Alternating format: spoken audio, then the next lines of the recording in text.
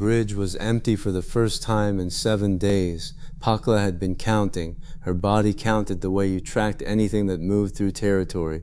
You watched it until you understood its rhythm, and then you waited for the gap in the rhythm, and then you moved into the gap. The gap was now. The tall one with the sharp voice, the one who spoke like a man accustomed to being obeyed by formations, had gone to the synthesis bay 400 heartbeats ago. The modern one had followed him 200 heartbeats after that, rubbing her eyes, muttering in her language about something that sounded like a complaint directed at sleep itself. The quiet one who moved like smoke had passed through the bridge on his way to the lower corridors and had not returned, which meant he was doing whatever he did when he disappeared, watching, mapping, filing information in whatever archive he kept behind those precise eyes. The Romani woman was with the freed ones. The Mexica was standing his vigil somewhere in the belly of the ship, doing whatever it was his gods required of him at this hour. And Pakla was alone with the star chart. She pressed her palms flat against the console's edge and leaned in. The display was the width of a buffalo hide stretched for tanning, and it glowed with the Combine's orange-yellow notation, dense clusters of marks where their ships moved frequently, thin trails where they moved occasionally, and spaces where they did not move at all. For 7 days, Pakla had been reading this chart the way she had read the high plains since she could walk, as a story told by what moved through a place and what didn't. Every territory told you 3 things if you knew how to listen: where things went, where things stopped going, and where things went and didn't come back. The Combine's marks were all 3. She traced her finger along the dense region they had come from. The area she now understood was the Combine's operational center, a web of routes that spoke of regular transit. Lakota traffic, patrols, ships that moved like buffalo, moving between established grazing grounds, the same routes, the same timing, worn into the terrain by repetition so deep it became instinct. Past that web, the marks thinned. Unevenly, they thinned in specific directions, at specific boundaries, and the unevenness was the story. Some thinning was natural.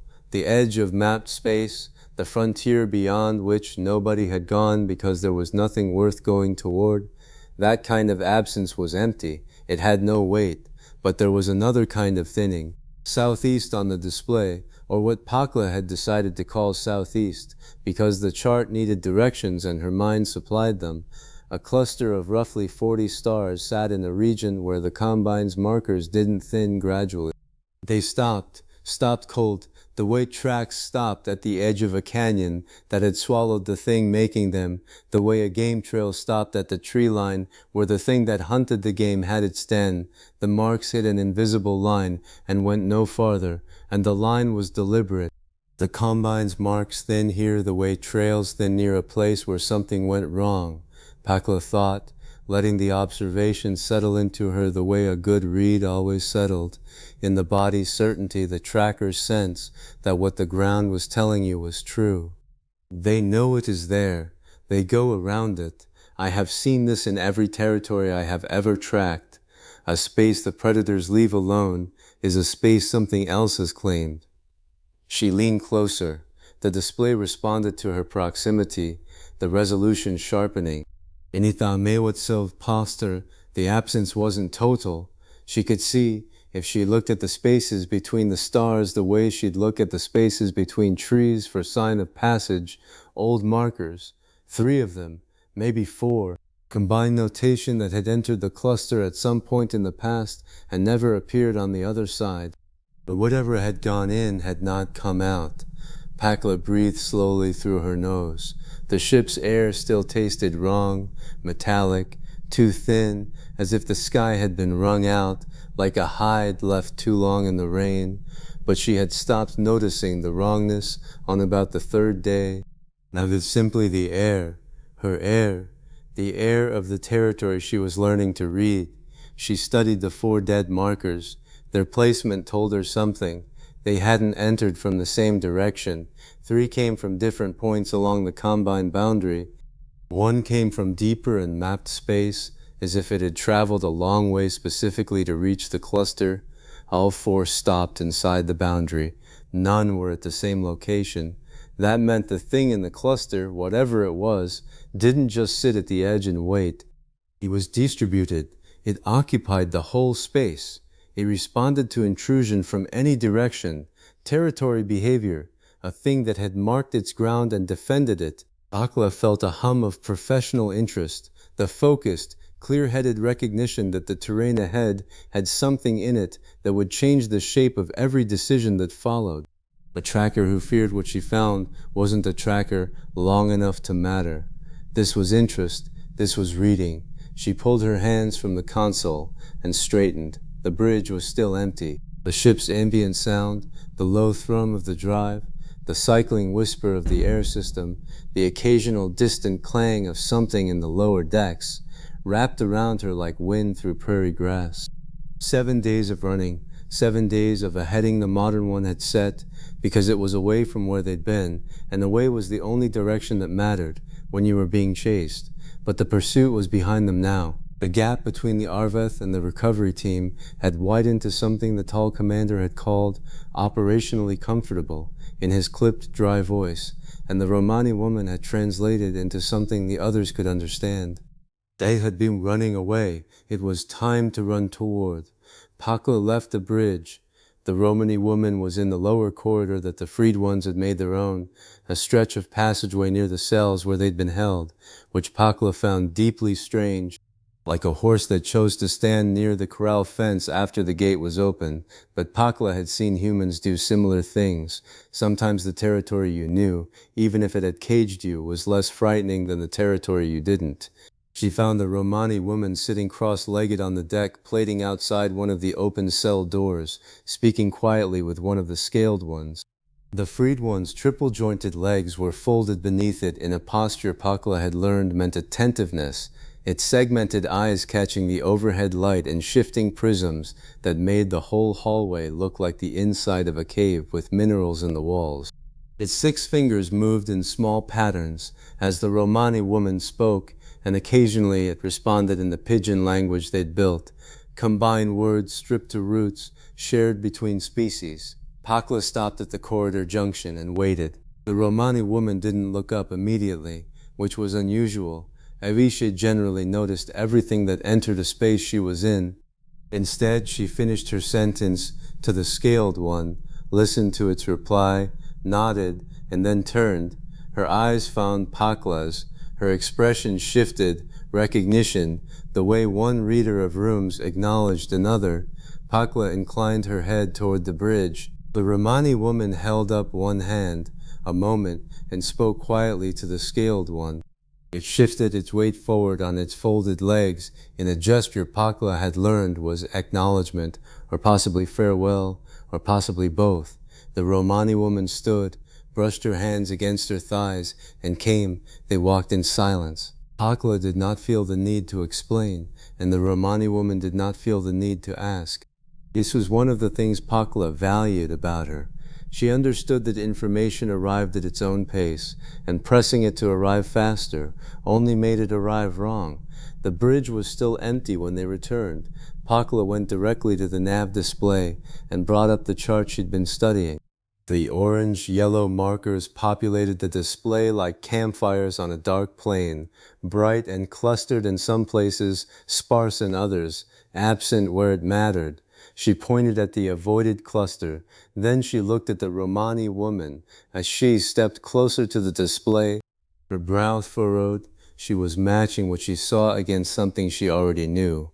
Her lips moved slightly, as if she were counting or translating, and then she placed her own finger on the display. Her finger landed inside the avoided cluster, offset from the center, toward the boundary where one of Pakla's dead combine markers had stopped. A specific point, a location that had been given, not guessed. Pakla looked at the point. Then she looked at the Romani woman. I spoke quietly. She used the combine words they had in common, stripped, functional, the bare vocabulary of captivity, and supplemented with gesture. The freed species had given her a location, a system where others of their kind were being held, a place they needed to reach. The place was here. Inside the cluster the combine would not enter. Pakla looked at the display. The Romani woman's finger sat among Pakla's dead markers like a seed planted in scorched ground. Two completely different paths to the same point, Pakla reading the absence in the Combine's navigation and the freed ones providing a coordinate from their own intelligence. Both converged. She made a sound. Low, from the back of her throat, the sound a body makes when something it suspected becomes something it knows. The sound of a tracker finding the track she'd felt in the ground before she saw the print. The Romani woman looked at her. Pakla touched the display where both readings overlapped. One place, two reasons to go there, neither of which knew the other existed until this moment. That meant there was a third reason neither of them could see yet. Pakla had been tracking long enough to trust converging sign even when she couldn't explain the convergence. When two independent trails led to the same water, you didn't ask why the water was there. You went to the water. She turned from the display and looked at Aisha and said the only word that mattered. All. Or worded meaning, bring everyone. The bridge had not been designed for gatherings. It was a working space built for a crew of 6 or 8, with fixed stations that assumed the operators would stand at them and not wander see it. The Combine had not accounted for the possibility that 11 beings, 7 humans from 6 different worlds and 4 freed ones from another, would need to stand in a rough circle around a single display and look at the same thing. They made it work the way they had made everything work on this ship, by being too large for the space and not caring. The tall commander stood to Pakla's left, his arms folded across his chest, his expression the mask of disciplined neutrality she had learned meant he was processing quickly, behind eyes that gave nothing away. The quiet one with the smoke movement stood beside him. Always beside him, Pakla had noticed, the way a second blade sits next to the first in a sheath. They operated as a pair that had never been introduced but had recognized each other's function on first sight. The modern one was at the engineering console, where she always was, her fingers already moving on the controls as if she knew that whatever Pakla was about to point at would require calculations. The Norseman stood near the bridge entrance with his arms at his sides and his weight on his forward foot, which was the posture he maintained at all times, ready for something to become a problem that his body could solve. The Mexica stood beside him, motionless, his eyes on the display. The Romani woman took her position to Pakla's right, between the humans and the freed ones, the largest of the scaled ones, the one who spoke for the group, as far as Pakla could tell, through willingness rather than authority, stood in the doorway. Its iridescent scales caught the bridge lighting and threw fractured color across the near bulkhead. Its segmented eyes tracked the room. Pakla waited until the last body settled. Then she turned to the display. She pointed, here, one word, one gesture, her finger on the avoided cluster. The bridge was silent for 3 heartbeats. Then the voices began. The tall commander spoke first naturally, because command spoke first when it identified a tactical opening. His voice was clipped and measured, the words Pakla didn't fully understand but had learned to read by cadence. The freed species representative confirmed through Aisha. The coordinates were genuine. The source was their own people's knowledge of the holding network, passed between captives across generations of captivity. The information was old but durable, the kind of knowledge that survived because it was too important to lose. The tall commander's expression didn't change, but something in his posture shifted forward by a fraction, the way a general leaned toward a map when the intelligence confirmed what the scouts had reported. He asked one more question, and it was the question Pakla would have asked if she'd had his vocabulary. What is there that the Combine avoids? Nobody answered because nobody knew, but the absence of an answer was itself information, and everyone in the room understood that. Then the quiet one spoke. His voice came through the Romani woman's relay, combined words stripped to function, but his meaning was precise as a blade laid flat against a whetstone. Pakla watched the Romani woman's face as she translated, saw the slight lift of her eyebrows that meant the words had landed well. The Combine avoids it, the quiet one said. and the Romani woman carried the sense of it into the bridge air. That is either because something there is dangerous, or because something there is stronger than the Combine wants to engage. Both are useful to us. Pakla let those words settle. They were correct. They were also incomplete. The quiet one was thinking in terms of alliances and leverage, which was his way of reading terrain. Pakla was thinking in terms of what the land itself was doing, and the land was telling her that the avoided cluster was occupied, defended, maintained, a place that had been held against the Combine long enough for the Combine to build avoidance into its root structure. That kind of permanence was deliberate. That was territory held by something that understood what territory meant. The modern one's voice cut through from the engineering station. As she had been working while the others talked, her fingers on the console, the nav display responding to her inputs with route calculations and distance estimates. She spoke in her own language and then repeated the key figures in the clipped Combine vocabulary she'd been building. 6 days at the current drive setting, maybe 5.5 if I push the mass balance one more adjustment. 6 days. Pakla felt the number land in her body the way distance always landed, as a physical reality. 6 days of travel through territory she couldn't see in advance.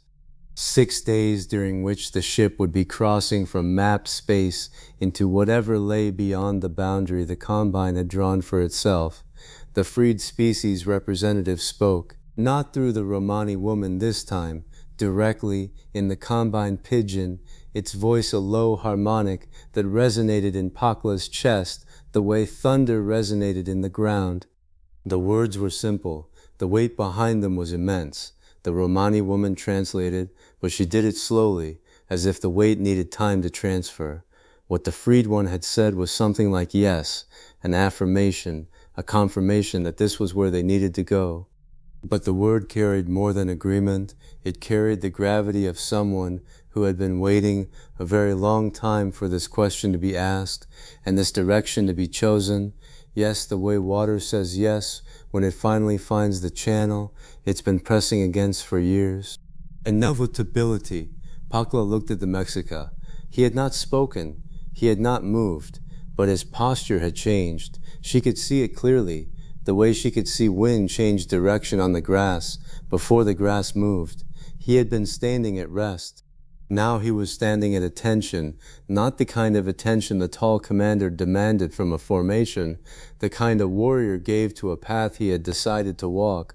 His weight had shifted forward, his shoulders had settled. His eyes were on the display, on the point where Pakla's finger had been, and in them was absolute certainty that the direction was correct, arrived at through the body's knowledge of where it needed to go.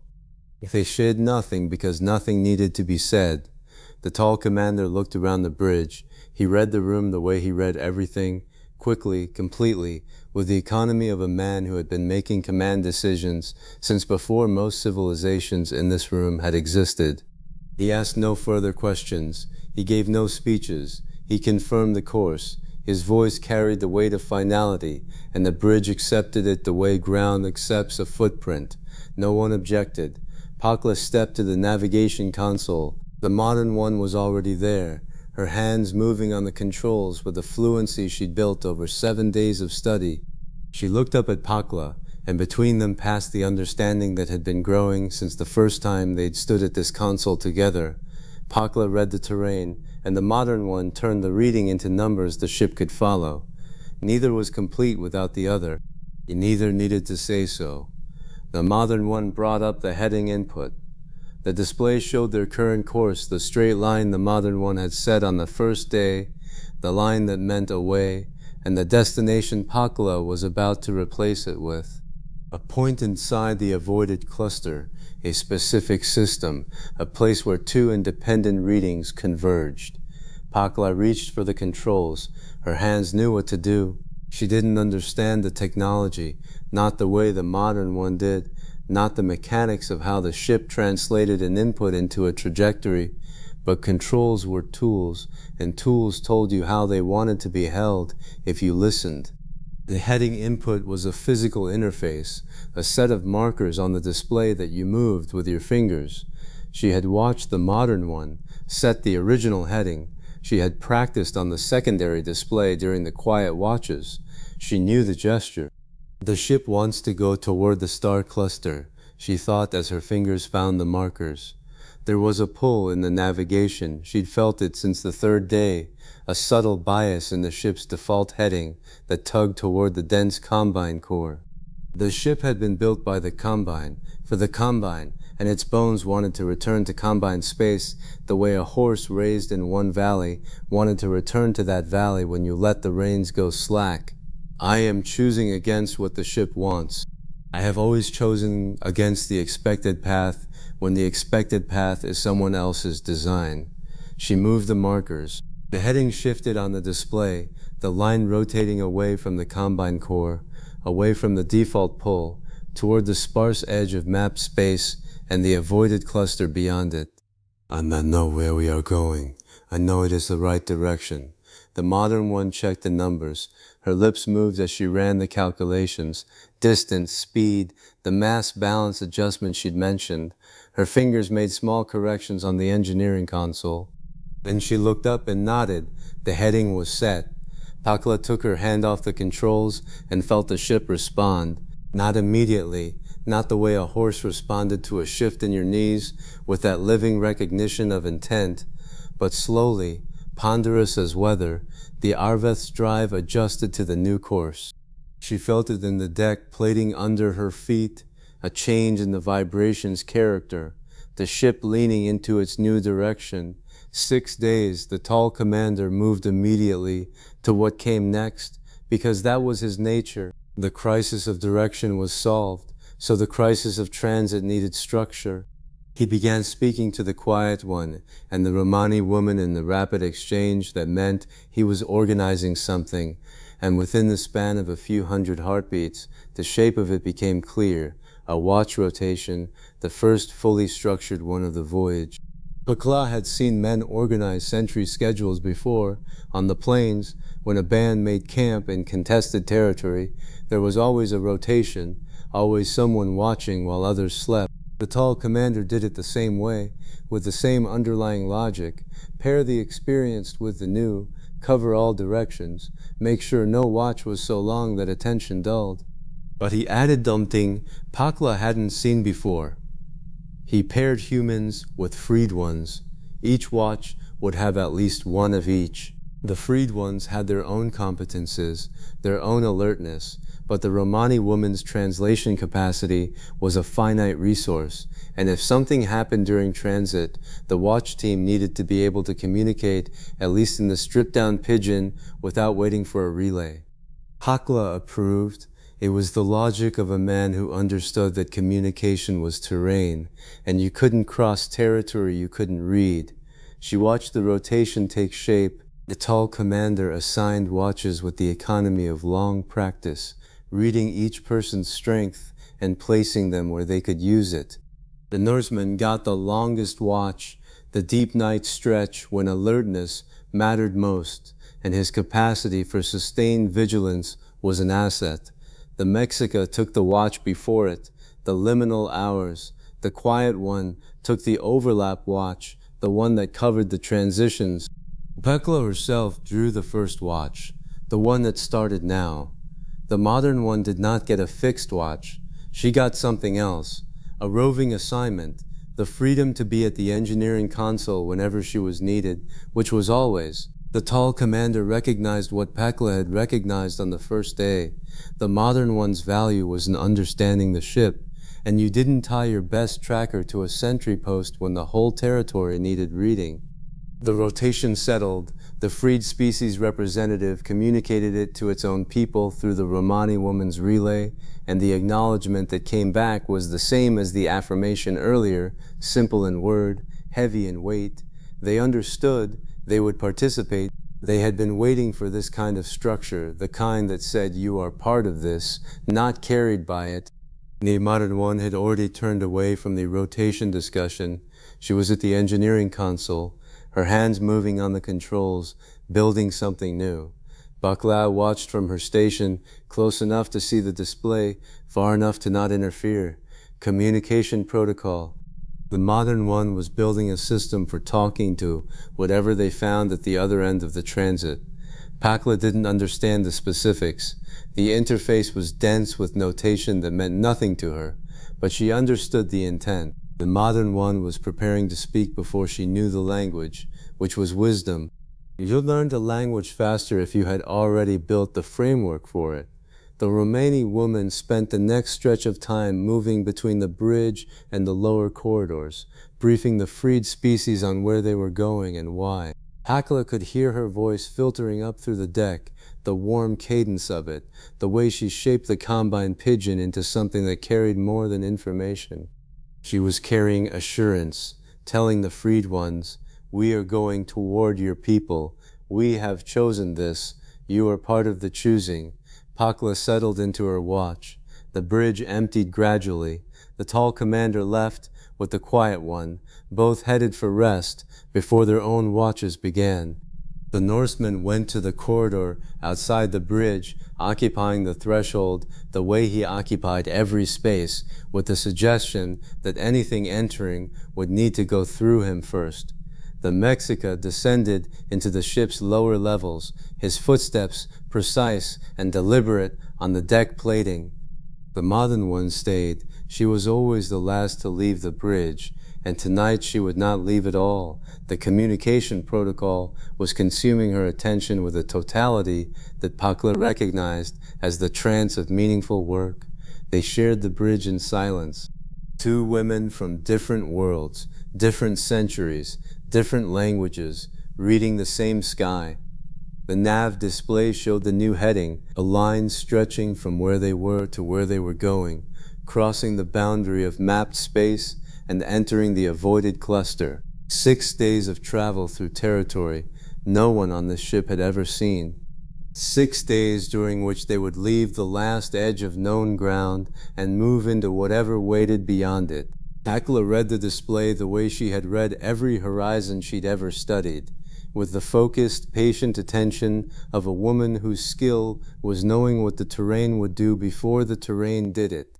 The avoided cluster sat ahead of them, 40 stars in a pattern that Pakla had learned to read as occupied, defended, maintained, old combine markers that had gone in and not come out, a coordinate the freed species had carried through generations of captivity, a convergence of independent signs that pointed at a single destination.